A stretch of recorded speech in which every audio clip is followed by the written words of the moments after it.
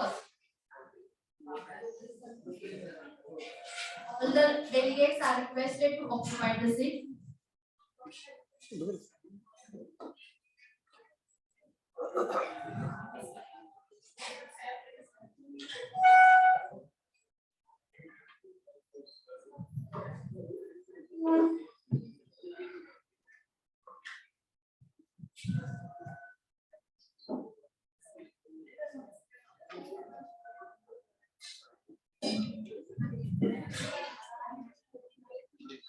Welcome back. Let us start the session of invited talk first. For this first session, resource person is Professor Dr. D.P. Dubal, Queensland University of Technology, School of Chemistry and Physics, Queensland, Australia. And chairperson of first invited talk is Professor Dr. J.D. Thorat, Head Department of Physics, SGM College, Karate. Now, I would like to request Mr. Mane Sesa, Assistant Professor, Department of Physics, Berlin College, Guitar, to introduce resource person and chairperson.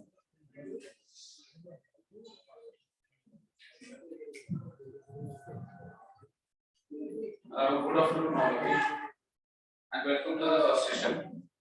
I am going to introduce the chairperson of this session, Professor Dr. J.B. Thorat sir. He is presently working as a professor and head of Department of Physics at HM College, Karad, District Satara, and also Dean and Faculty of Science and Technology of HM College, Karad. He was completed his MSc at Shiva University, Kolhapur in 1988 with the principal subject of physics, and he was completed his PhD at Shiva University, Kolhapur in 2019 in material science. He has 34 years teaching experience with 4 years post-graduation teaching experience. He was published 70 research papers in international journals. Especially, he achieved a grant certificate of German patent for assisting preparing film of functionalized multi-walled carbon nanotubes for gas sensing applications. He presented and attended lots of national and international seminars and conferences. He completed research projects under the funding of agency UGC, New Delhi and Rusa government of Maharashtra. He has owned a number of memberships and various important charges on committees. With this brief introduction, I welcome again Professor Dr. J.B. Thorat sir. And now I would like to request to Dr. J.B. Thorat sir to introduce our chief guest, Dr. D.P. Dubal sir. Thank you.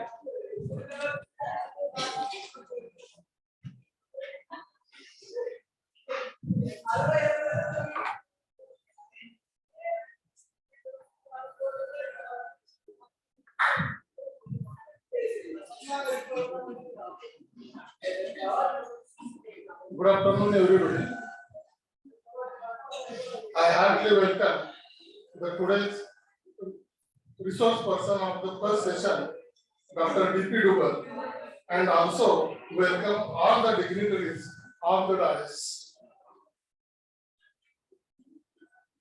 Professor Dr. Deepak Dubal, he is now working as a professor in School of Chemistry and Physics, Queensland University of Technology, Australia.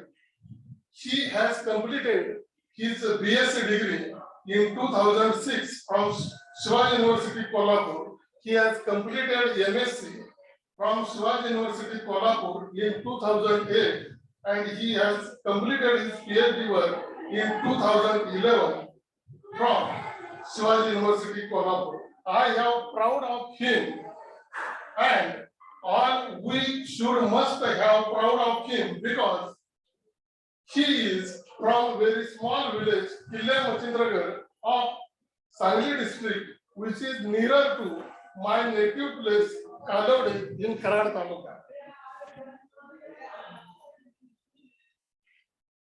He has completed his secondary school education from Palus High School and graduation from Rural College, Krishna Mahadale Redre as like your college.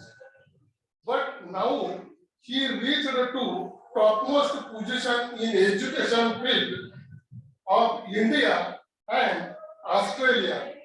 So he is our idol. Dr. Deepak Dubal is currently working as a professor at the Queensland University of Technology, Australia. He is prolific, well-cited and multi-fellowed winning scientist. His achievements are honored by several prestigious fellowships such as Brain Korea 21 in 2011, Alexander Von Humboldt Fellow, Germany in 2010, Marie Curie Fellow, Spain in 2014, and Vice Chancellor Fellow of Australia in 2017. In 2018, he won an exceptionally competitive ARC Future Fellowship and moved to QUT. Professor Dubal has published over 2,000 peer-reviewed journal articles, which has attracted more than 70,000 citations with H index of 67 and I-10 index of 174. He receives regular international recognition for his work, including being listed among world's top 2% of scientists for last 3 successive years, 2019 to 2020 and 2021, in the field of energy of Stanford University, and as one of Australia's top 100 material scientists. Appointment as a visiting guest professor at Mid Sweden University, Sweden, and foreign young associate fellow of Maharashtra Academy of Science, India. His research expertise is in design and development of functional material for clean energy conversion and storage technology. In addition, his team is extending research area in radiant heaters, biomass valorization and battery recycling, aiding towards the circular economy and substantial practices. His biodata is very huge, but I introduce him in very short as per the recommendations. Thank you very much. I request to Dubal sir to deliver his lecture.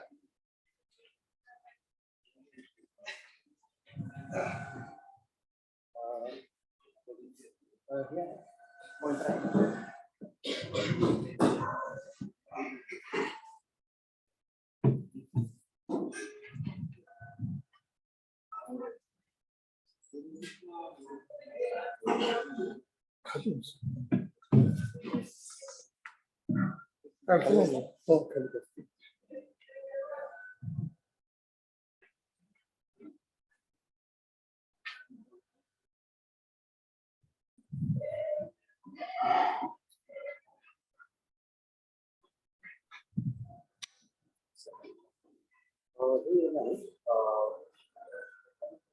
तुम्ही slide next करणार नाही आम्ही good with this पण slide काय करणार तुम्ही next करणार pointer म्हणजे पॉइंटर आला पण नेक्स्ट तुम्हाला ते स्लाइड 40 वेळा पुढे करत next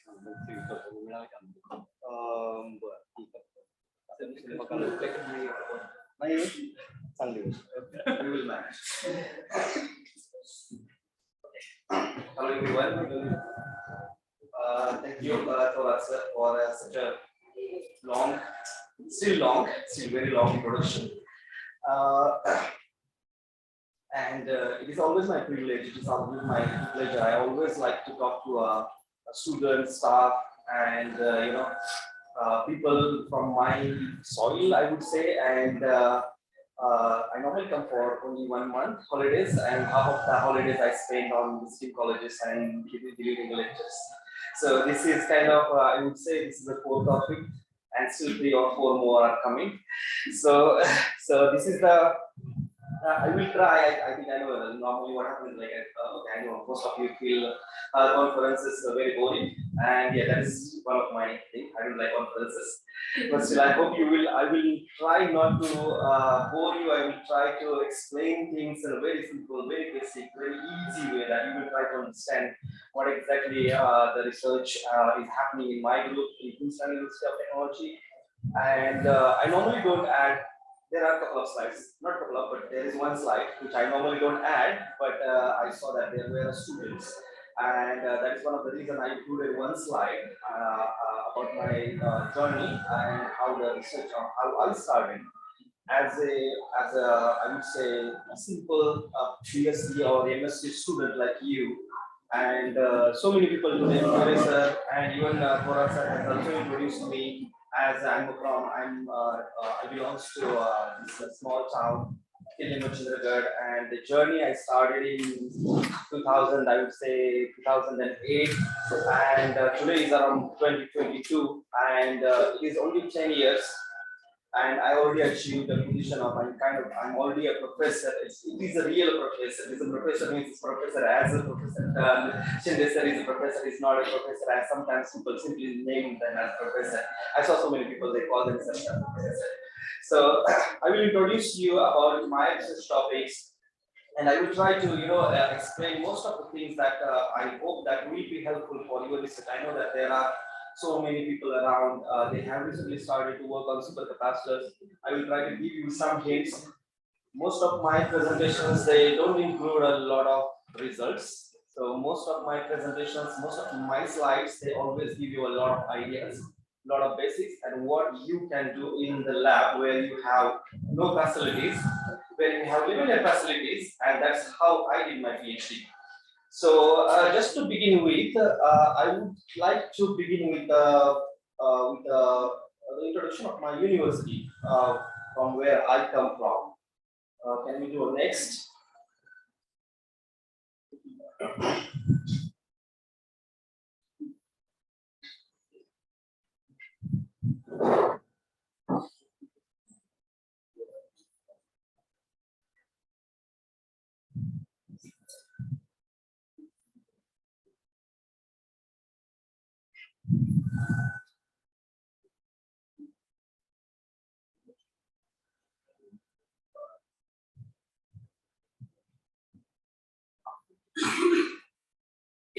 Okay.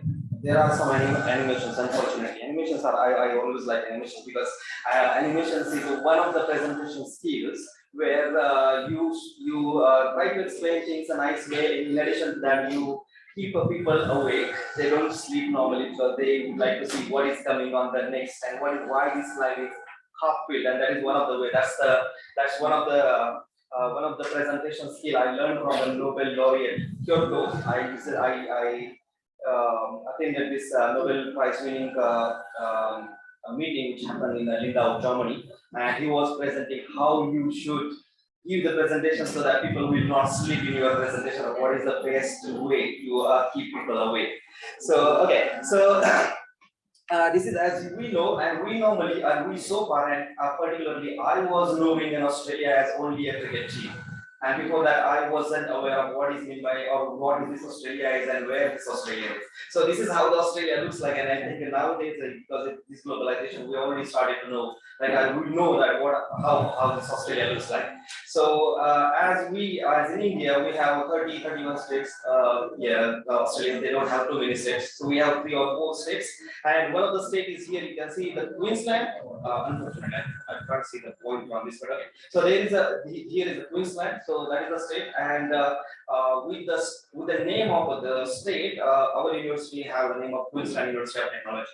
So I always proud to introduce my university. The particular the most like proudful, I would say, the reason I would like to introduce my university is because it is a very young university. It has started in 1989, so it is just a 30 years old university. And although it is a 30 years old university, it has already achieved a world ranking of 207. So there are so many, we always talk about Oxford and MIT and Cambridge and so many, so many Australian universities. They are more than 100, 200, even 300 years old universities. And having the big reputation of that universities is still okay, we can consider that.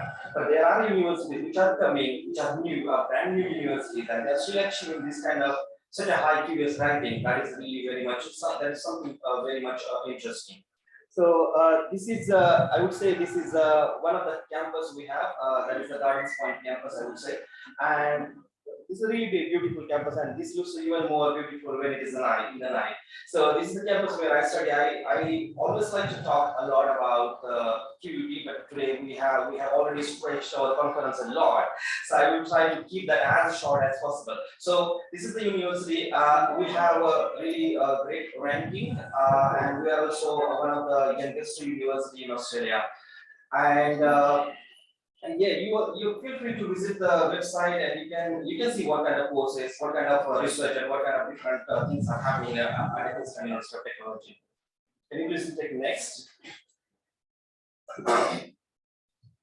Okay, so this is the slide. What I normally don't add this slide in the conferences because this is nothing related to the conference, and I just add this slide. The only reason is, as I said, is because of the students are present in this conference. So as I said, like I did my PhD in 2011 in physics from Shivaji University, Kolhapur, which is not really very, I would say, in the Pune or Mumbai, or it's not an IIT. So that's what I mean. I said, so I'm a student from a very simple, small rural university. I belong to like same colleges where you are, and you can see that the first fellowship I got my PhD in 2011, and this is the first fellowship 2011 I got, which is Brain Korea fellowship, and I only spent 6 months there because after joining this fellowship, I received a fellowship from Germany, Alexander von Humboldt fellowship. So this is one of the best fellowships in the world. There are only 3 people in the Shivaji University who got this fellowship, 3 or 4. I don't know the recent number, but as far as I know, I'm the third one. I don't know after me or if someone has got it already. But it is very rigorous process. Only 120 people all around the world they get the fellowship. It's very beautiful fellowship. They call it once Humboldtian and always Humboldtian. The reason is they call that is because once you get the Humboldt fellowship, the Germany is always open for you. So at my age of 80, if I want to go to Germany, I only need to write an email to the Humboldt Foundation. They will arrange everything. They will arrange all flights for myself, for my family, for my children's, everyone. So that's the reason they say once a Humboldtian is always an Humboldtian. The other thing is like Humboldt fellows, they get a chance to meet President of Germany. So what they do is every year they collect all the Humboldt fellows, they take them to the Berlin, the presidential house, and you will get a chance to spend one whole day with the president. It's not like just a hand waving or handshaking. You can absolutely sit with them, you can talk to them, you can have a lunch with them, and it's a really pleasant fellowship. After that, I got this one, which is a Marie Curie fellowship, which I got in 2014. So Marie Curie fellowship is very much popular for the mobility. So because this has been one of the most competitive fellowship, and only 16% of people. What do you mean by 16%? Only 650 people they get it. They get all around the world, and that 650 people includes everything: physics, chemistry, mathematics, humanities, economics. You just name all the disciplines, all kind of fields, all the faculties, everything.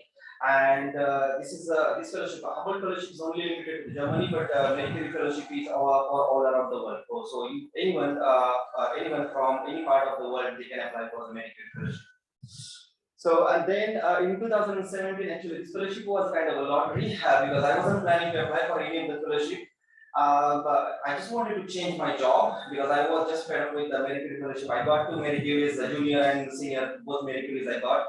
But then I started to feel that is what you people should feel is like whenever you are working at one place, I started to feel that I'm not growing.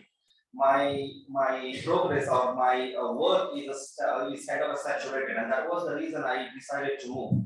And that's how I got this vice chancellor. This is not really very well-known fellowship like a Humboldt fellowship or like a Marie Curie fellowship, but I was proud of this fellowship again because in my award letter they clearly and explicitly mentioned that they got more than 200 applications and they selected only 3 people all around the world.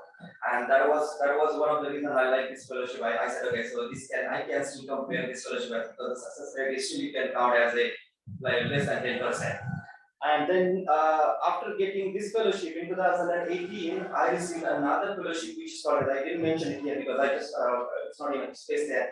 So in 2018, I received the Australian Research Council's Future Fellowship. The name is Future Fellowship because they consider these people as the future of Australia.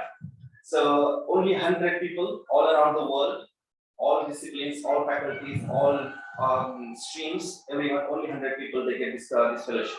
The beauty of this fellowship is, if you get this fellowship, universities will offer you a permanent position, and that's what happened. So I got this fellowship in 2018 and 2019. I joined Queensland University of Technology. They offered me a position, a continuing permanent position. I never applied for any of the faculty position. So I just got into 2019. I got a senior lecturer. In 1 year, they promoted me to the associate professor. So I was associate professor in 2020, and in next 2 years, I have been promoted to full professor. So because the reason is because we don't have promotions based on the experience or based on your age. We have promotions based on your performance. So because of that, I was hesitating actually to apply for my promotion because I felt like it is too early to apply. And but still I applied because my head of school, she encouraged me to apply for the promotion, and I got this promotion. So there was kind of, normally what happened is like so many people, whenever they achieve some position, they give a motivational speech, they give inspirational speech, and what they normally do, like I'm not blaming anyone, but what normally comes into their speech is like, okay, when I was in the 10th standard or when I was in the 5th star standard, I have decided to become an IAS officer, I have decided to become this. Nobody decides at that age. Nobody have that much of mental or like a brain or understanding, the level of understanding that I want to become something like that. Because if you hear that kind of story, like we keep changing our mind. Like okay, whenever we are in the high school, we don't have the exactly same brain as in the college. We don't have the same brain as in the university. So, but although I was following one of my senior, and what I saw when I got my PhD, I was at the age of 25. And I was following one of my senior, and what happened with the senior is he got his PhD in 2000, and after spending 10 years of time in foreign countries, he came in 2008 or 2010 when I was doing my PhD, and he got a director professor position in India. So what I dreamed is like, okay, I want to be like him, so I will spend 10 years of my career outside the country, and I will come back at the age of 35, and then I will be the full professor in India. But I never dreamed that I will be the full professor of the same age at the same age in the foreign country. So that is what the potential of our soil, and that is you should never underestimate yourself. If someone is coming from nowhere. In one of my speech, in my professor, when I became a professor, our vice chancellor, she gave a very big party. So that it's not only for me, it's for all the promoted people. So I got a chance to talk there for 2 minutes. So I gave a task to the audience, and what was the task is I told them the name of our university, and I asked them to magnify it on the Google map and search for it. They have to magnify at least 10 times to find the Shivaji University Colombo. Then I gave another task to them, and I gave them their name very regularly. It was easy to find out. So I gave the name. They magnify another 20 times to find out the retribute, and that's what I told them. This is the place I belong to. So that's what they realize, the potential of our soil. They know that, okay, so this is the guy where like you need to magnify the Google map almost 20 times, and then you can find the place where this guy belongs to, and this is one of the professor and one of the youngest professor in Queensland University of Technology. Okay, thank you. And then now we will start about the real conference. Okay, so my research is mostly around the energy. So you can look around yourself, like why we people are so much obsessed with energy. The reason is because you can see that Can you imagine your life when you was a kid, like particularly my generation, like we kind of saw the exact transition of these mobile phones and electronic appliances and all these transitions. We are just advancing these all new technologies. And now we are moving towards all these electric vehicles and then solar power stations. So what is happening is like energy demands are actually growing so fast. Let me give you a very nice and very easy to understand example, like where we are. Okay, so in general, or what are the current sources from where we are extracting the energy? So these are the general, these are the places actually we are extracting the energy. So we are extracting energy from the nuclear, hydro, like we know that we have so many dams. So that is hydroelectric power stations. So we extract energy from the natural gas, oil, coal, and biofuels. How much energy we are extracting? We are getting almost kind of 15 terawatts of energy. Can we go next? Okay, so this is something is the misbalance. Okay, so I will explain what that figure means. You can see we put here the 100 kilos of ball and this is the 5 kilos of ball. So what is happening and why this is balanced? And I showed that this is still looks balanced, but this is not actually balanced. Okay, let me tell you one story. Okay. Yes. For example, if this lady is paddling this cycle for 1 hour, how much energy she can generate? 100 watts. What we can do with 100 watts? We can light up a lamp, right? So we have a lamp which can light up in 100 watts. Okay. Shall we go next? Okay. What I want to do is I want to run a TV, and that TV needs almost 400 watts, right? So how many humans we need? We need at least 4 humans. The 4 humans has to paddle for at least 1 hour so that they can generate 400 watts, and then we can run a TV, right? Okay. Let's go next. So I want to run now a microwave. So microwave gives almost 1000 watt. If we want to generate 1000 watts of energy, we need almost this number of humans, and that this number of humans, like they will paddle for 1 hour and they will generate the energy. That energy will be utilized to run some kind of microwave. Okay, shall we go next? Okay. I want to run the air conditioner, AC aircon. Okay, aircon needs almost 2400 watts. Okay, these are almost 240 degrees. Okay, so what happens is like all of them has to paddle almost for 1 hour to generate enough amount of energy, and that is the amount of energy which we can use to run the aircon, right? Can we go next? Now we are moving from all these technologies. We just want to change these gasoline engines to the electric vehicles. And if I want to run the electric vehicle, we will need almost this much amount of energy, 73,600 watts.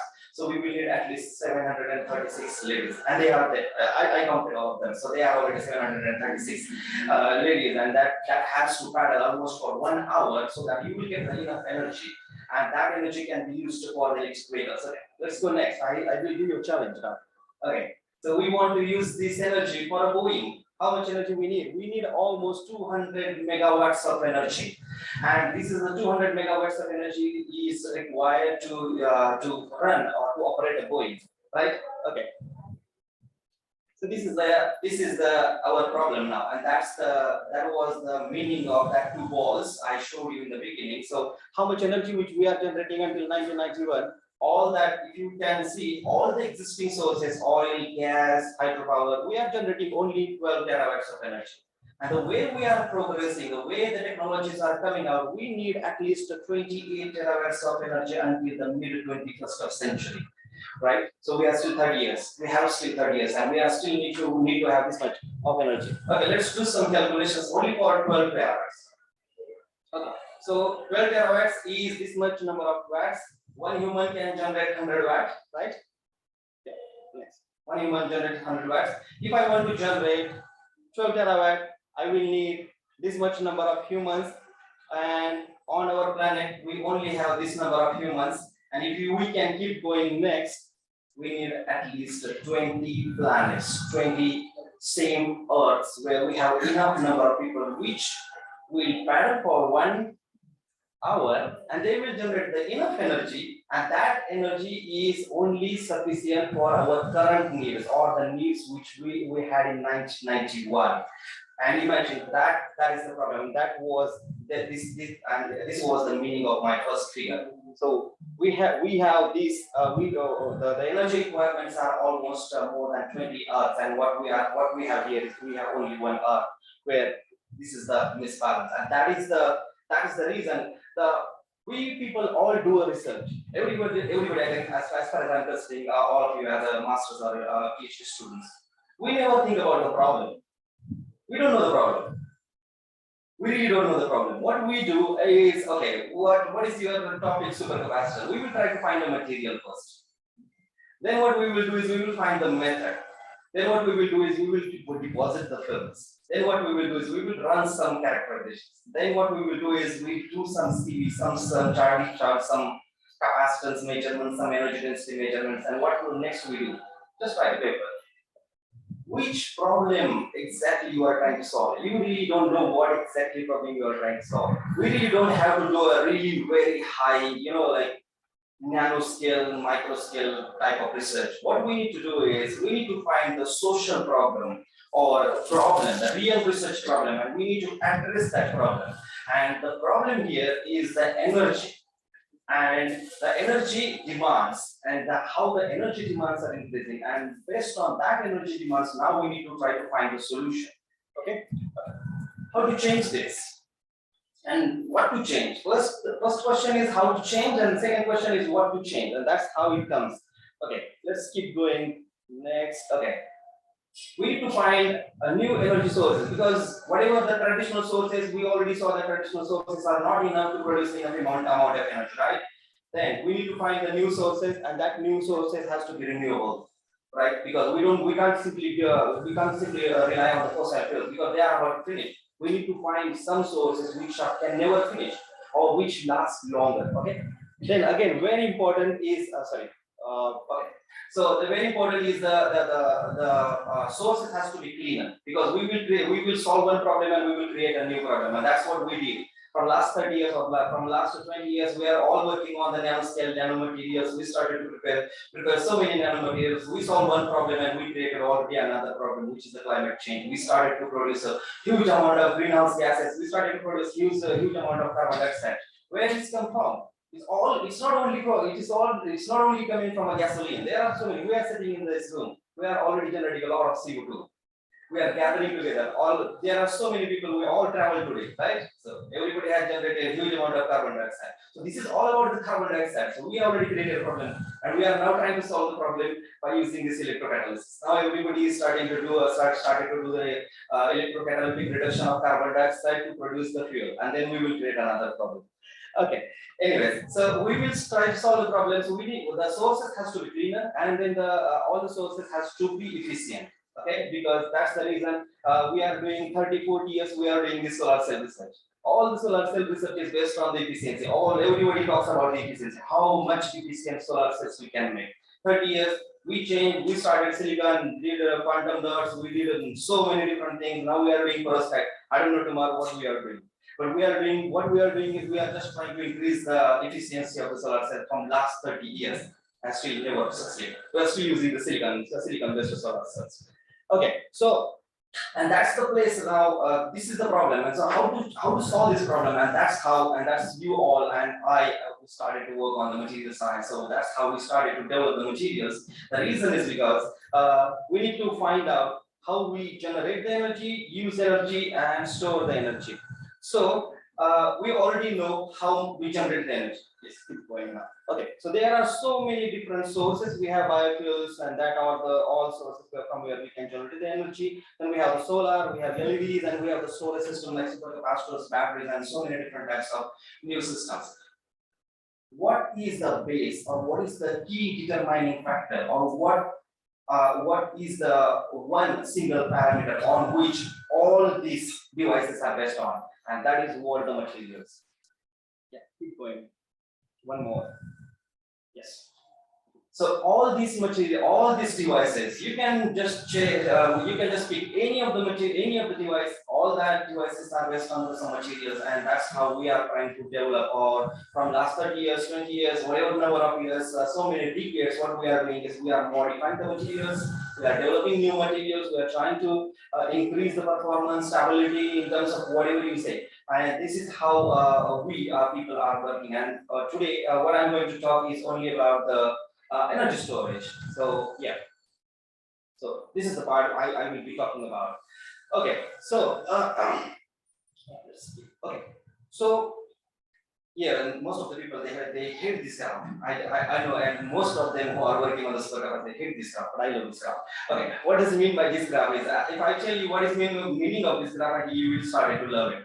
So what happens is, like, for example, I'm giving you a bucket, and that bucket has so many different types of fruits. You need to find a way to sort it, right? You need to categorize it. I'm giving you apples, bananas, and all kind of pineapples, so many different fruits. And now I'm telling you to so you need to categorize them, and that's what we have done here. This is not something very different, or like something dangerous, which is very difficult to understand. So what we have done here is based on the ability or the capacity to store the energy and the ability to discharge.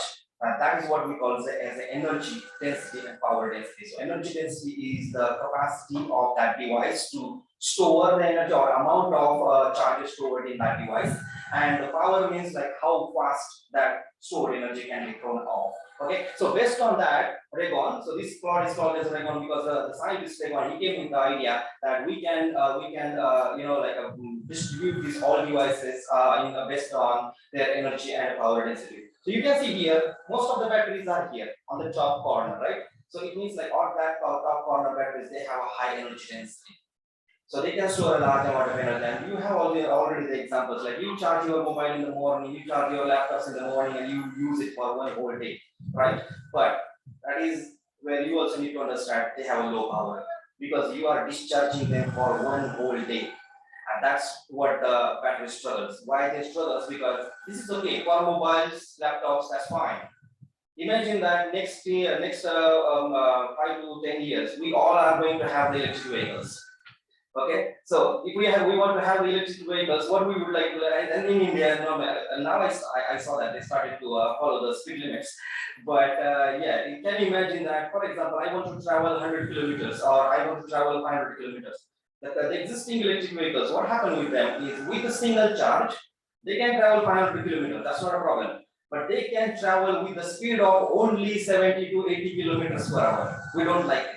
We always like to travel at least 100 kilometers per hour, right? Okay, so that's where the battery suffers because battery has a less power. They can't discharge very fast, and that's the reason we cannot accelerate the vehicle. So vehicle, any kind of even Tesla, whatever the electric vehicle you are having, they will tell you, okay, in single charge, your vehicle will travel 500 kilometers, but then it has to go with whatever 60 kilometers or 70 kilometers per hour. And that's how you can see here the supercapacitors are. Okay, they are supercapacitors or capacitors. You can say they are somewhere very far on the power density side. So they have a very high power, but they store a very small amount of energy. And the reason is their charge storage mechanism. I will explain a little bit what is the difference between charge storage. But there is one guy here. You can see the lithium-ion capacitor. So this guy, if you can see clearly, this guy is sitting in between the lithium-ion battery and the supercapacitor. So it has a high power and it also has a high energy density. And this is I would say is going to be the future of the electric vehicles, where because we want the high energy, we want the car to travel a longer distance, but at the same time we want the car to travel with a higher speed. And that's what I mean is like we want a high energy and high power both at the same time. Okay, and that's what my research group is working on. So we are making the combination of the supercapacitors and the lithium-ion batteries. Yeah. So yeah, keep going. So supercapacitors. I will just introduce in very simple what is meant by the supercapacitors. Everybody will. There are a lot of people are working on supercapacitors. I know. Okay, what is meant by supercapacitor? If anyone wants to tell, there are thousands of definitions. If you refer a book, if you refer papers, you will see so many different types of definitions. But what is the real definition of a supercapacitor? The real definition of supercapacitor is whatever the supercapacitor, whatever the material, it stores a charge in farad. If it is a 1 farad, it is already a supercapacitor. Because what happened in 1960s, people just wanted to modify the capacitor. What is the capacitor? Capacitor is just 2 metal plates, aluminum plates, the 2 metal plates separated by some dielectric medium. So some engineers, they simply modify that structure. What they do is like, okay, they take out that metal plates and they put the carbons. They take out the dielectric medium, and the dielectric medium is just replaced by a paper separator soaked with electrolyte. That was the very simple they did.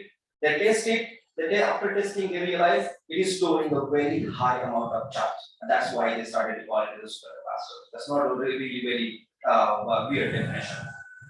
Even the patent file in 1957, it clearly mentioned that there is some unknown reaction is happening, and because of that unknown reaction, there is a huge amount of charge. You can clearly see that particular paper patent. You can download the patent and you can read it. That patent clearly mentioned mechanism, and that mechanism was unknown on that time. And that's the reason when we started to explain the mechanism. Let me go next. Yeah, and that's how, you know, like we invented the technology first in 1957, and then what we did is like we started to use the theory which has been already developed in 1853 to explain the mechanism. So what happened is like you apply the potential, and the only what happened in simple electrochemistry, the charges started to move to the negatively charged electrodes. They go, they absorb, and to balance that charges, there is another layer of oppositely charged ionization rate inside the electrode.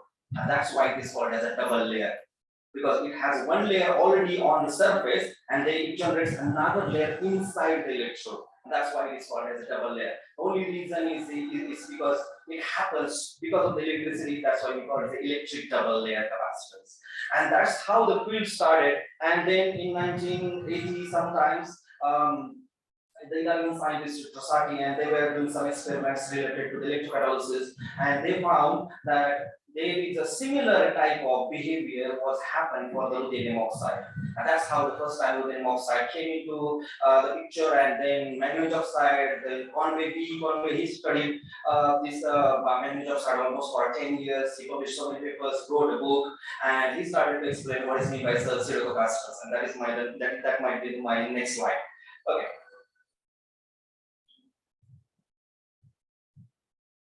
Yeah, can you please play this video? So yeah, this is not a really great animation, but yeah, this is something how the supercapacitor works. There is no meaning of this color, so forget about that from pink color and this purple color. So what happened is like it just we simply apply the potential, and then the oppositely charged ion they started to move towards the electrode, and they simply store and you know kind of absorb at the electrode surface.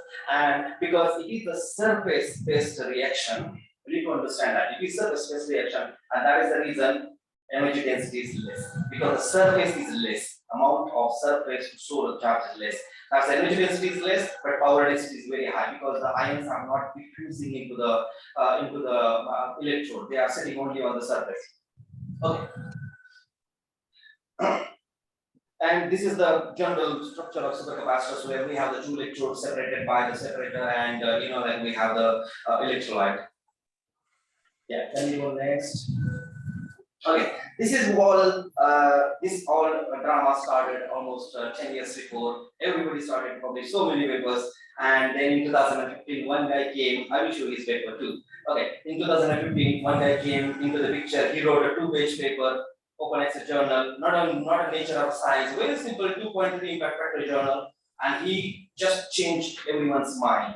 So, and I will show you how it is. So, electric double layer. So, this is how the electric double layer forms. You can see there, and this is how this CV and charge discharge looks like. So, CV is cyclic voltammetry, and charge discharge. That's how we test the supercapacitors. So, this is how they looks like for the electric double layer capacitors. Can we go next? Okay. So, can anyone tell me what is the difference between this B and E or C and E? You can see both of them looks like a square, right? So B and E looks like a square, and you can see C and F, it looks like a triangle, right? Okay, let's go next. And this is something different. You can see here, the shape is changing now. And if we can go the last one, this is how the whole scenario had changed. So the definition was about the pseudocapacitance was flawlessly, or you know, like falsely used by people for almost 10 years. So you can say that there are so many papers already came which has no mechanistic background, and they simply publish or simply called. Okay. As I asked you the question, what is the difference between B and E? If you see, B and C both looks like a square, and that is the reason they call it a pseudo capacitive. What is mean by pseudo? Sorry? Okay, so that is the one meaning, but actual dictionary meaning of a pseudo is two meanings. First is appears to be and looks like. So because this E looks like B, and that is the reason all the materials coming into this category, they are called as a pseudo-capacitive. What is meant by pseudo-capacitive is the all materials which shows electrochemical signature exactly similar like the electric double layer capacitance. Only that material should be called as a pseudo-capacitive. The idea what people thought is like if the material is undergoing a redox reaction, it still goes under the redox reaction, but when it goes under the redox reaction, it doesn't change the phase. You can see here MnO2 plus Na, and in this chart also it remains MnO2 plus MnO2 Na plus. So there MnO2 remains MnO2. It never changes the phase. And then this is the intercalation pseudocapacitor, which came into kind of a picture in after 2011 when Yuri Bogosi came into and he proposed materials Maxine, two-dimensional material. Now everybody is working on that. So that was the material that is the intercalation pseudocapacitor.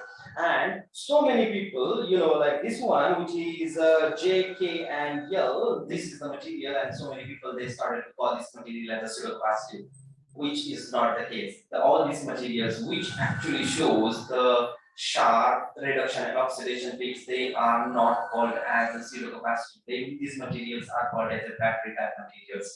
Okay, can we go next? And this is the guy. He's a very good friend of mine. So Thierry Bruce, he came into 2015 and he published a paper with the name, with the title of Shakespeare's famous drama, To Be or Not to Be Pseudocapacitive. It's a very famous paper, and after reading this paper, I know him very well. So after reading this paper, I invited him to write a book chapter for my book, and he agreed, and he wrote a first chapter for my introductory chapter because I was so impressed with his work.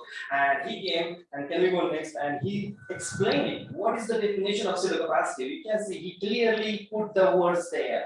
So pseudo, it is the Greek word, and that pseudo is the meaning of the pseudo is appears to be or looks like, and that was the only reason because the capacitance was so high with these materials, and all the electrochemical signature everywhere looking like a capacitor, and that was the only reason these materials are called as a pseudocapacitive. Next, what happened is just keep going. Maybe the next one.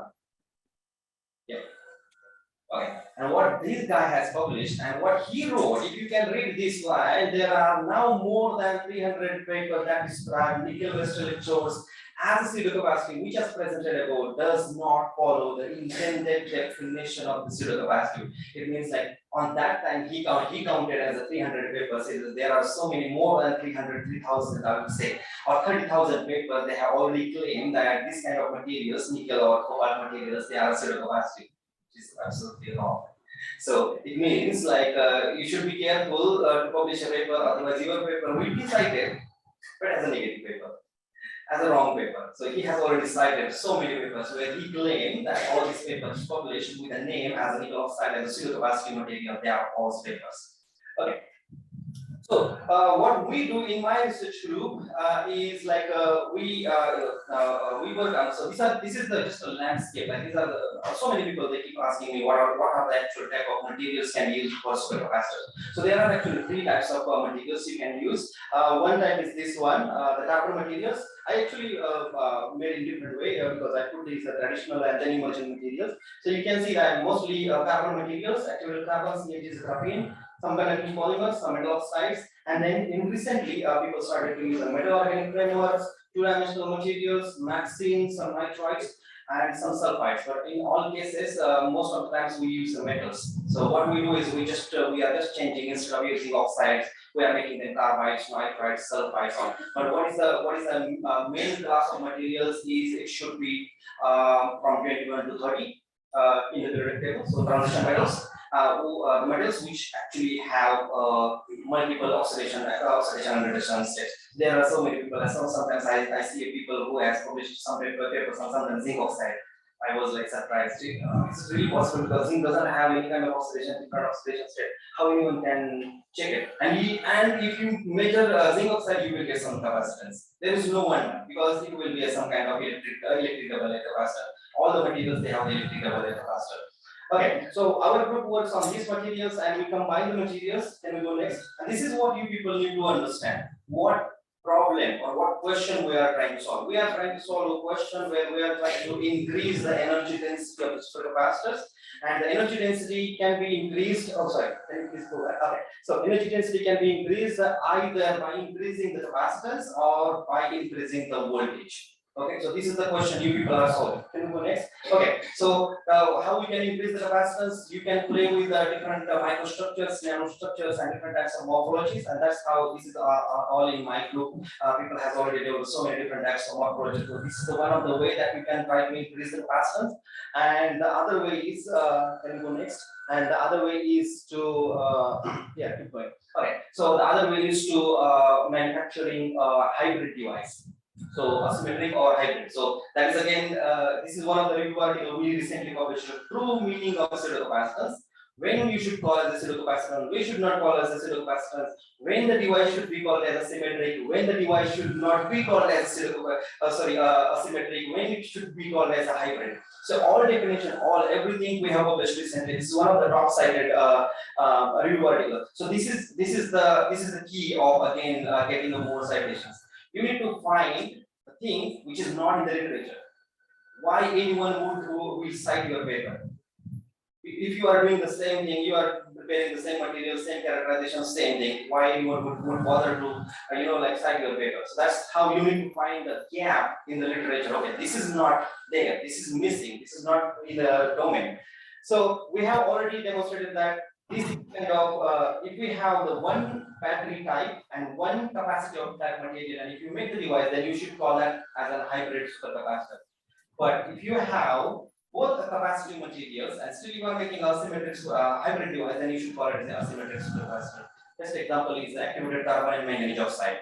That is because manganese oxide is also capacitive, is a pseudocapacitive, and then other is EDLs type material. Okay.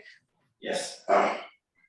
So yeah, this is more about the supercapacitors, and feel free to check papers, have a look into the papers, and you can simply ask me questions if you have any. So there are some few research lines which we are working, and they are a little bit inspiring. That is one of the reasons I put this kind of new research lines. We always need to think a little bit out of box, and that's how you will be able to do a kind of research. If someone is doing the same thing, then it is actually not a particular kind of research. Okay, how we changed is, so I always ask the people, like, we know only two renewable sources, right? Which okay, I already spoiled the question. Okay, so what are the renewable sources? We know, so we only go so far two renewable sources, like we can extract energy from solar, we can extract energy from wind. But there is another source of energy which we have always with us, and we never thought of extracting energy from it. Any case? Yes, can you go next? Okay, so these are the particular devices which we are trying to monitor. So for example, these are several different types of biomedical devices, and if you see these all devices, they have a small battery, small lithium-ion battery, a microwatt size, and the power requirement is somewhere around microwatts to 100 microwatts, and voltage is somewhere around 1 millivolt to 10 volts. Then we go next. So I always give an example of this guy, pacemaker. I don't know how many of you know about the pacemaker. So what is the pacemaker? The pacemaker is a kind of biomedical device, and it is implanted into the lungs. And what that device do is sometimes some people they have a heart problem. What is mean by heart problem? Their heart doesn't beat with the required rate. So what happens is what this guy does is this guy simply pass a pulse to heart so that the heart will run with the same speed. But this pacemaker, can we go next? So this pacemaker works on a battery. So imagine that some the patient undergoes a surgery and they implant that pacemaker, and okay, after 3 to 5 years, what will happen? The battery in the pacemaker will discharge. Okay, how anyone will charge the battery? There is no way that we can charge the battery, right? Because it is inside the body. So what the patient has to do is the patient has to go again under surgery, take out the pacemaker, change battery, change pacemaker, do whatever you want to do, and then you know like that is the only solution. So what we thought is is there any other source that we can extract the energy and we really don't need to use any kind of battery? And that's what we thought, and that's where all is, it's all about the physics, and that's what we did. Can we go next? Yes. So we try to find a new source which is available everywhere, and it can be, and the energy can be extracted, and it is again the efficient and everything. So yeah, let's keep going. Okay. So if you don't know, yes, do we have any kind of such a source? Can we go next? Yeah, next. Yes. So the human body motion. So human body motion itself, and we have that motions always with us, right? So we have the motions, and you can imagine that this is a really a rich source of energy. You can see that your step motions are generating 67 watts of energy. Your mobile run on the 1 watts of energy. It generates a 67 watts of energy. Your blood pressure, knee motions, each and every motion can generate the electricity, and that's what we propose. If we could translate our breathing vibrations into the electricity, so no one has to have a battery. If we can have the pacemaker which electrically charged and discharged through the breathing vibrations, then anyone doesn't need any kind of battery, right? If someone wants a pacemaker, when anyone will need a pacemaker until they are breathing, right? Once someone stops breathing, they don't need any pacemaker, right? Okay, we know the source. We know kind of answer, but we still don't know how to extract the energy, and that's what the physics comes into. And that's where we thought, why not to use our physics mechanism, where we say that is what these great scientists they did, and they have been already invented this piezoelectricity, and that's the mechanism. What we can do is this piezoelectricity is the materials which are already available into the nature. They can convert any kind of vibrations, any kind of mechanical force, any kind of pressure into the electricity, and that's what we propose. Like if we could use the piezoelectric materials into the pacemakers, we could totally put that devices, the pacemakers onto the cell charging. They don't need any kind of battery, and we did some kind of experiments in the lab. Can we go next? Yeah, we did tested some materials. Can you just click on the videos, both the videos, and you will see.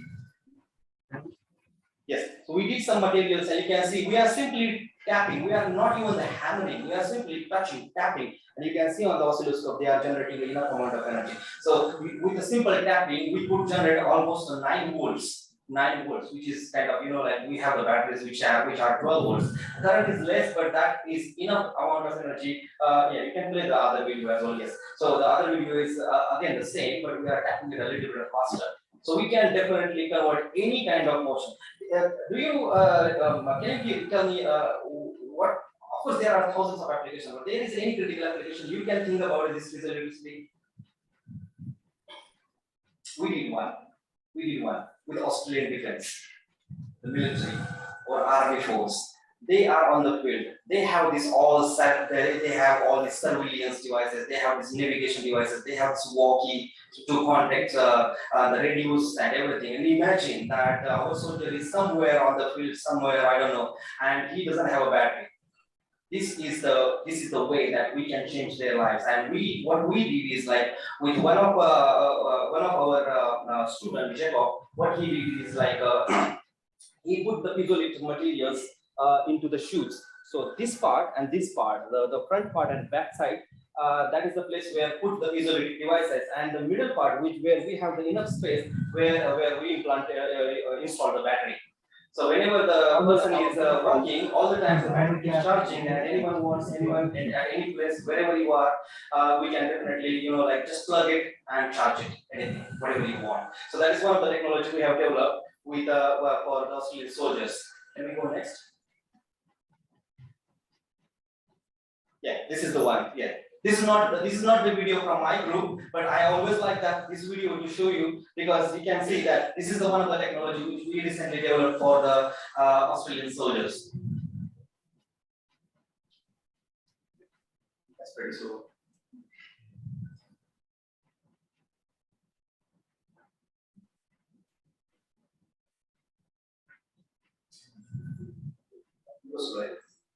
ठीक आहे तुम्ही पुढे नेलं झालं एकदम बरं पुढे गेलं शेवटी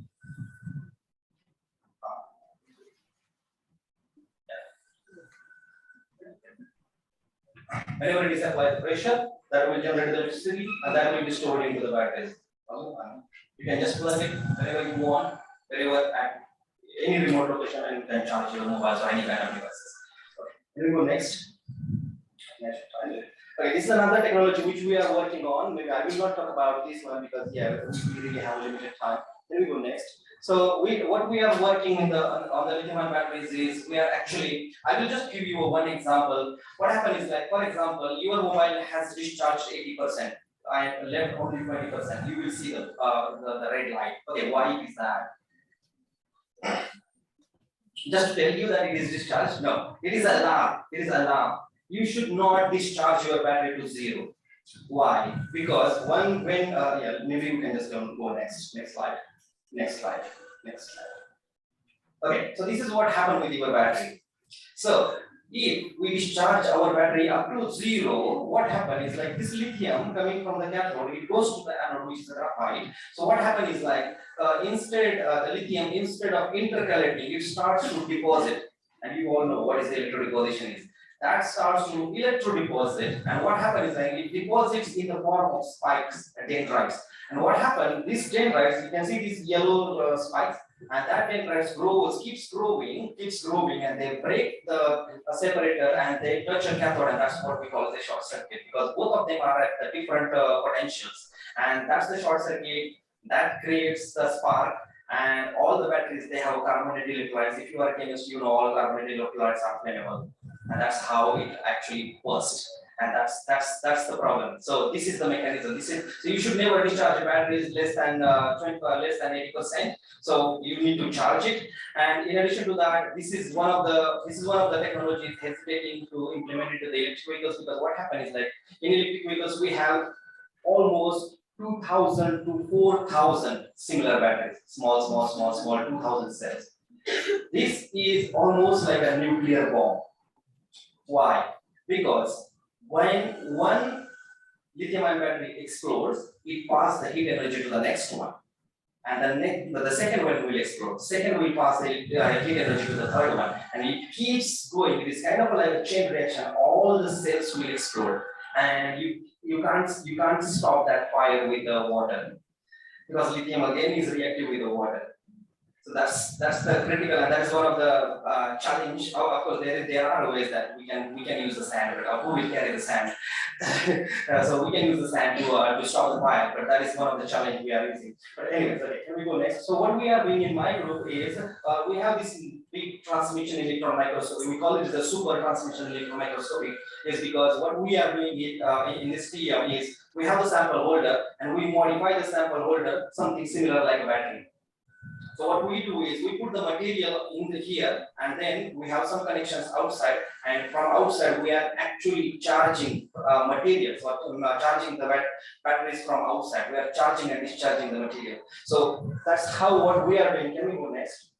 Yeah, you can just simply play this video. So what happens with you can see that clearly what happens with the material. So this is the material. When you start to charge, it starts to expand. That's how the material looks like. So this expands into the batteries. And when we actually starts to discharge, that material contracts back. But what happens is like with each cycle, it doesn't contract back to 100%.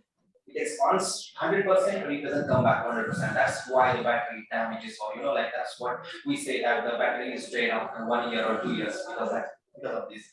Okay, let's go a little bit faster. That's already done. Maybe next slide. Maybe we can go next. So this is one of my postdoc. We developed also the institute X-ray diffraction in my group. Maybe next. I will show you one more. Yeah, this is one of the interesting topic my research team is working, and what we are trying to do is we are trying to convert. I saw some of the papers into the booklet that there are some papers where people are trying to convert the waste into kind of materials, but the innovation in our case is whatever the materials we can go to the next slide. So what happened is like we converted this agricultural waste. So you can name it. We started with this all kind of rice husk and then different types of husk, then fruit peels and then almond shells and walnut shells. You can just name it whatever. But what happened in our case? Can we go next? So what happened in our case is we converted that into a kind of a graphene like carbon. So this is actually the story. So this is how the almond shell looks like under the scanning electron microscopy. So this is actually the skin, almond skin. And we use the same similar process to convert that into, okay, the aim was only to convert that into the activated carbon. But the process which I have done on that time, it has been done in 2016. So what happened is like I got something like this, and then this solid rocky something here. But this was the inspiration. So I felt like, okay, so there is a way that we can convert this kind of waste into a graphene like carbon. So when I told my supervisor, my professor, what he asked me like, okay, maybe we can do ultrasonication and we can separate the graphene and we can separate this solid chunky part. So I wasn't really very happy. So what I suggested him is like, maybe I will try to convert 100% things into the 100% graphene. And that was the story. And this is the last image at the corner. This is what we have converted everything, 100%, any kind of agricultural waste, you can give it to me, and I will be able to convert that into the graphene like carbon materials. And that was our next question, that would it be possible to convert anything into the graphene like carbon materials, or it's just a few type of material? And we tried everything: almonds, lupin, rice husk, winery waste, everything. And we have converted all these type of materials into a kind of graphene like materials. And now we are using that for all kind of applications. We are using them for antibacterial, corrosive coatings, paints, capacitors, batteries, water purification. You can just name the application, and we are using them in all particular applications. We took this process from some milligrams to kilograms in my lab, and now we recently built a facility where we can produce 50 kilos a day. We also produce these materials by using another method which I will introduce. Yeah, maybe we can just go next. Yeah, we are also working with same like that's what I always that was my intention. You just need to find a social problem, and this was the social problem. We were working with a kind of council, Mahanagarpalika. So the local Mahanagarpalika is the local city council. So we are still working with them. So what they have is they have water purification plant. So whatever the waste, all this kitchen waste and all waste, every type of waste, water it comes there, and they are collecting that all biosolids. And they came to us and they say, okay, we want to use these biosolids as a compost. But the problem was that compost, that biosolids, they have a lot of metals. They asked us like, would it be possible for us to remove the metal so that they can use that as compost? I said, why not? So we just removed the metal because we were already doing some battery recycling and leaching. So we removed it, and then I asked them, what do you want to do with it? And they said, we just want to convert that into biochar and then put back into the soil as a soil fertilizer, something like that. I told them like, I can give them a better option. Why do you want to waste it into biochar? I can make a graphene out of it. And that's what the project we got. They are mostly invested $200,000, which is in Indian currency, I would say is 1 crore rupees. So they invested in this project. So we got money from the local council, and we actually demonstrated that all these kind of biosolids now can be converted into a graphene like carbon. And they are using this for their own water purification facility, because you need an activated carbon for the water purification facility. And initially, they were buying all that carbons from China. Every 3 months, they were investing $50,000. So they were every year they were investing almost $150,000 just to buy this activated carbon from China. So now they can produce their own and they can use it by their own. Right. So yeah, I will not talk about that. This is recycling. This is lot. Okay. So this is the last one. So this is what I was talking, and this is what the innovation is. That's what we all need to think a little bit outside the box. Okay. There are so many people in you. Most of them you are working on the metal oxides, right? Most of them. So what we do is we make the films, we make some powders, or what we try to convert them into kind of oxides. What we do is we just put them into the muffle furnace or tube furnace, and then we heat them. Okay, okay. All of this mobile furnace, do you know how they work? Simple, it's not too a hard question, it's very simple. How they work? So, any mobile furnace, any kind of furnace, they have that electric coil. You pass the electricity, that coil heats first. Then the coil heats the environment. Then the environment goes to the sample, and then your sample starts to heat. The heating rate is 5 degrees per minute. If you want to heat it at 800 degrees Celsius, it takes 3 hours to reach that temperature. From there, you put it for 5 hours, and then it's already 8 hours. And then when you finish reaction, you cool it down. It takes almost again next 5 to 8 hours to cool it down. So this is how much energy we actually wasted, right? Again, this is one of the places where we are generating a huge amount of carbon dioxide. We don't realize it. What we did, instead of using conventional big furnace, conventional motor furnace, we started to use this guy. This is our new instrument in our lab. We started to use a microwave. And the principle of microwave, we all use a microwave. I think most of people might already have a microwave. How microwave works? You have a cup of milk, you put it into the microwave, you start it, it will be kind of 1 minute, and after 1 minute you can open the door and you can still take it out. Why? Environment is not hot, and whatever if it is a cup is never hot.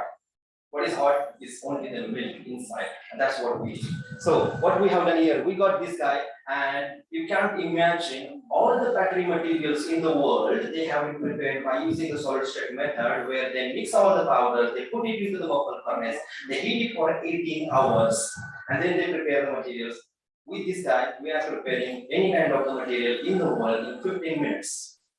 So we bring the process, whole process, 18 to 20 hours process, just down onto the 15 minutes. You can give me any kind of material. You can talk about the ferrites, you can talk about the perovskites, inorganic perovskites. You can give me any material in the world. The heating rate is 100 degrees per minute. If it is 800 degrees, it reaches only in 8 minutes, and it only heats the sample.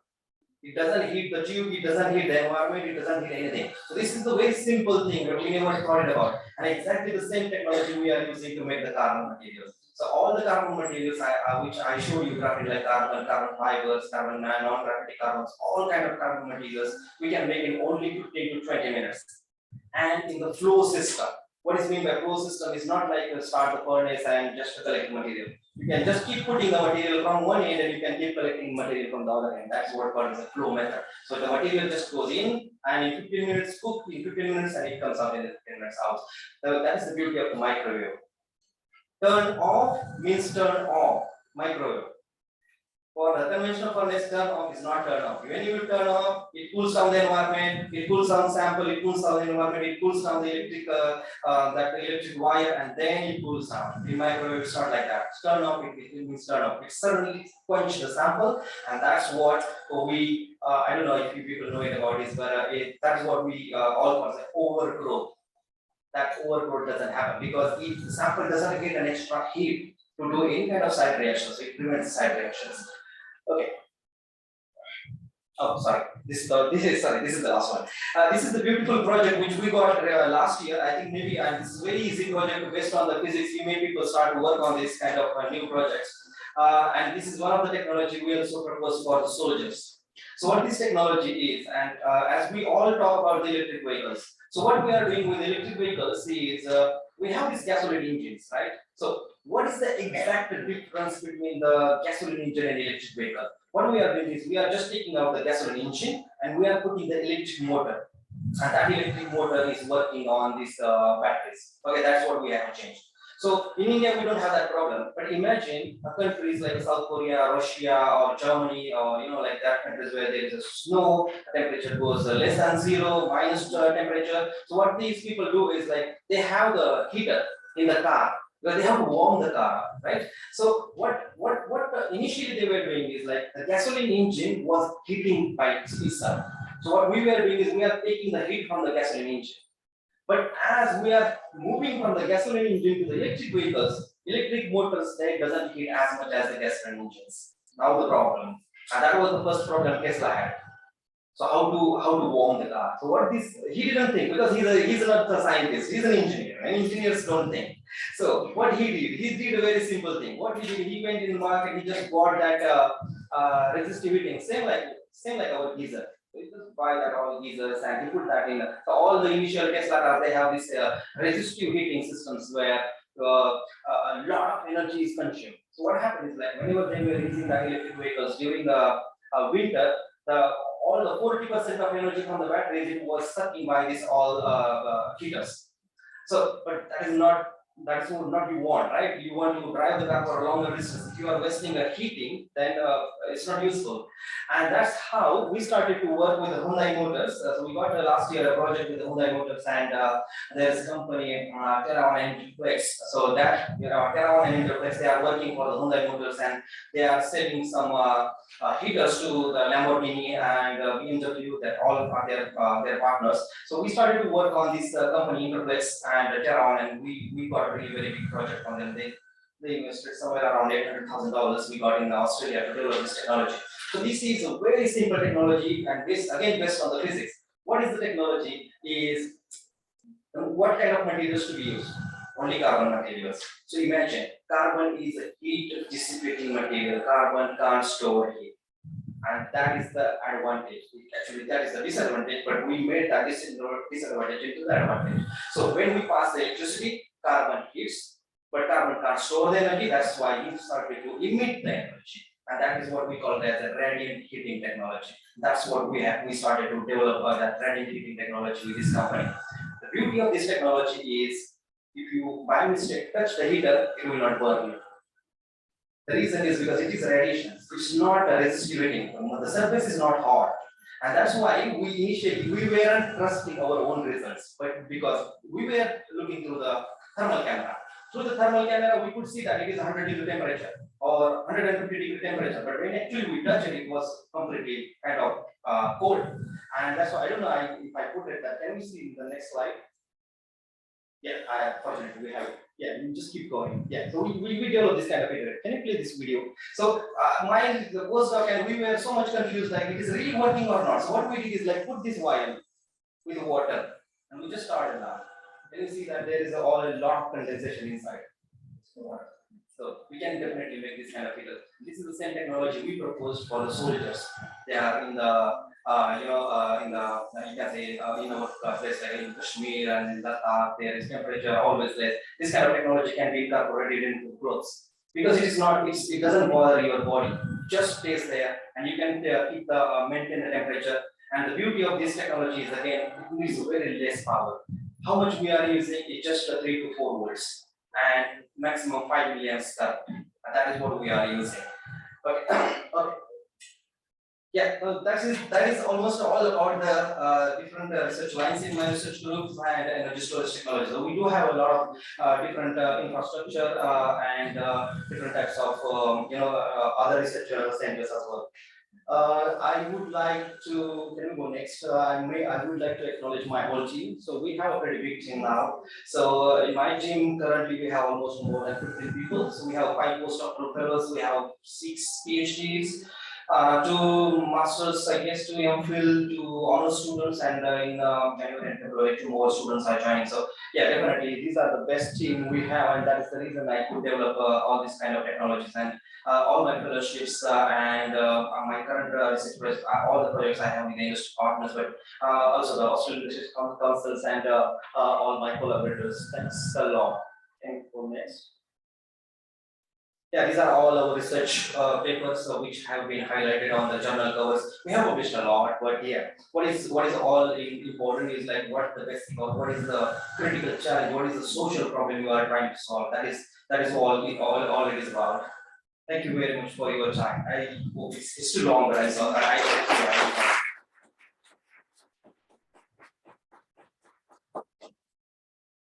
would be happy to take your questions if you have. Yeah. If we have time to.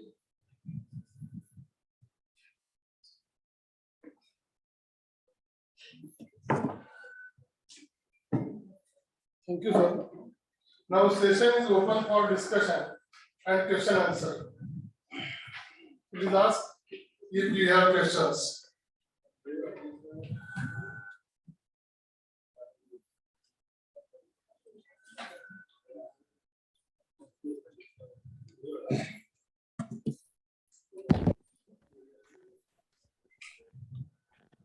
काय प्रश्न असतील तर विचारा.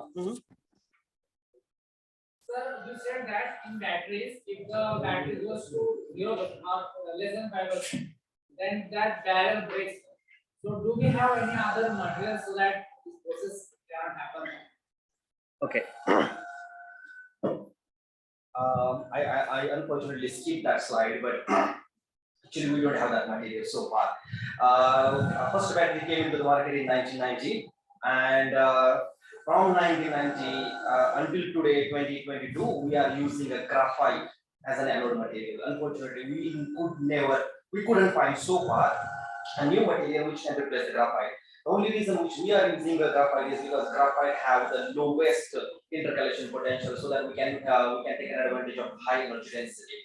And there are some new materials came like the silicon as an anode material, or there are some alloy-based materials are there, but they have never been commercialized.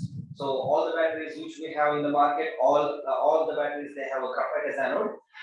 Cathode side we developed a lot. So far we, if I'm not wrong, we have developed almost 14 to 15 different cathode materials, different cathode chemistries in the last 30 years, and that all cathode chemistries have been commercialized. So it based on the application. For example, if we need batteries for a mobile, they use a normally lithium iron phosphate, that kind of cathode material. But if it is for electric vehicles, they use a nickel, manganese, cobalt oxide, and that kind of cathode material because they have a high energy density.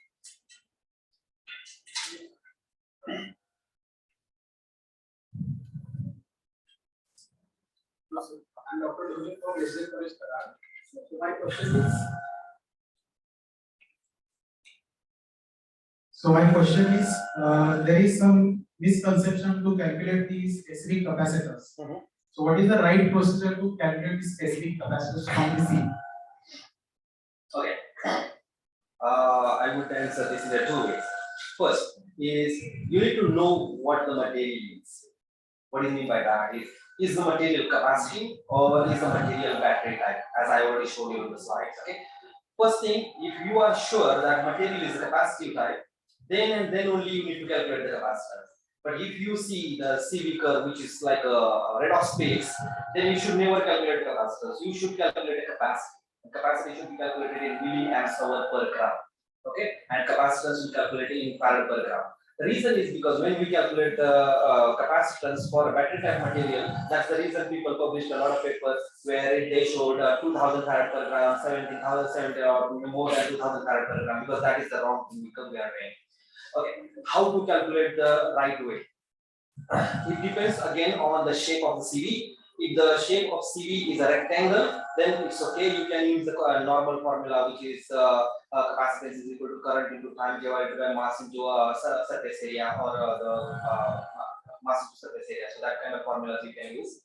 But if the shape is not square, CV shape is not square, and if the charge shape is not like a real triangle, is something like a semi-triangle or something like that, you should use the integral formula.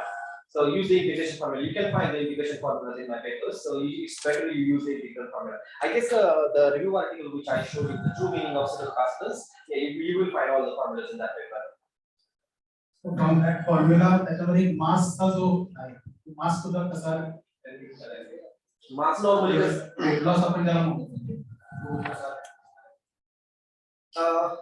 weight loss maybe? Formula मध्ये m जो आहे मास कोणता घ्यायचा? Mass loading is so you can consider you can take mass loading. So it's the same way as you do it, like bare substrate and then you deposit, and then you can use whatever the mass deposited on the sample. So you can use the basic general simple theory is the mass loading should always be very close to 1 milligrams per centimeter square. It should not be too less than 1 milligram per centimeter square, and it should not be more than 1 milligram per centimeter square, at least for supercapacitors. The reason is in supercapacitor, the mechanism is surface based. So if it is a surface based mechanism, and you imagine that you have the thin film where you have the material more than 2 or 3 milligrams per centimeter square, what will happen is only surface will store a charge. And underneath material, that will not store a charge. But when you actually calculate the capacitance farad per gram, you are considering the whole mass. It means like you are taking the mass of a material which is storing the charge and which is also not storing the charge. That is the reason you should always need to have the mass loading close to 1 milligram. So that is kind of a standard people say. Normally in thin films you can achieve that, but in case of powders, sometimes it is very difficult to achieve the 1 milligram per centimeter square mass loading.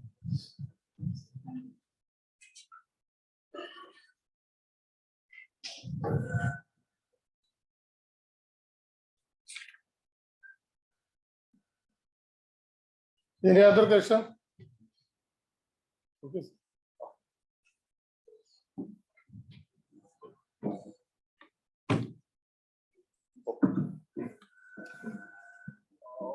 पुढचे थांबले असतील आता.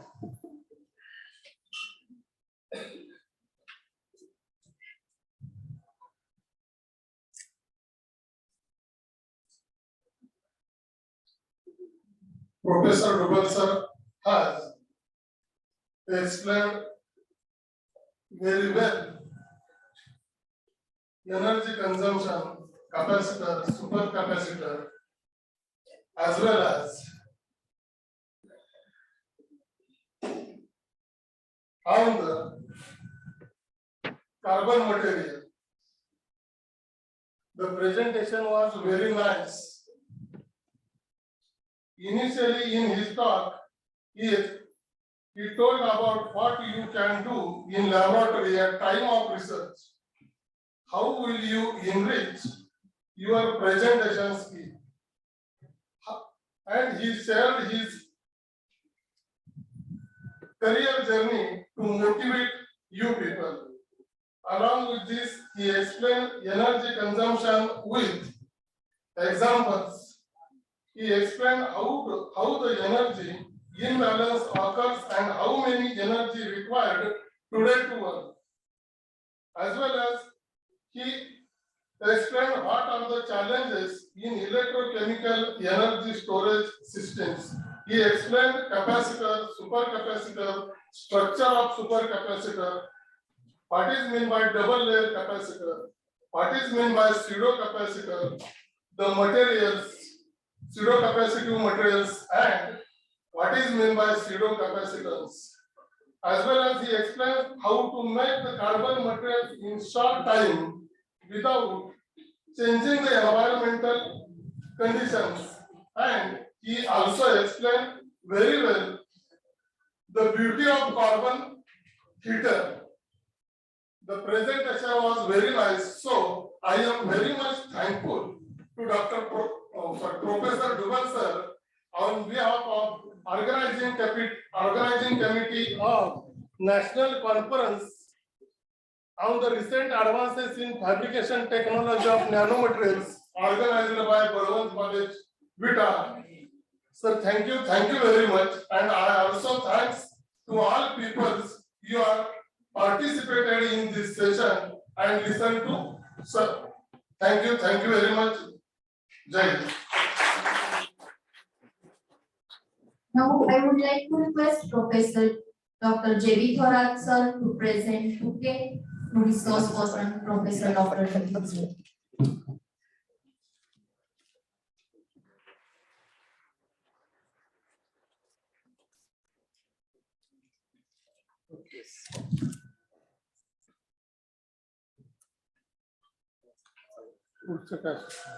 I would like to request Mr. Mane sir to present a bouquet to chairperson Professor Dr. J.B. Thorat sir.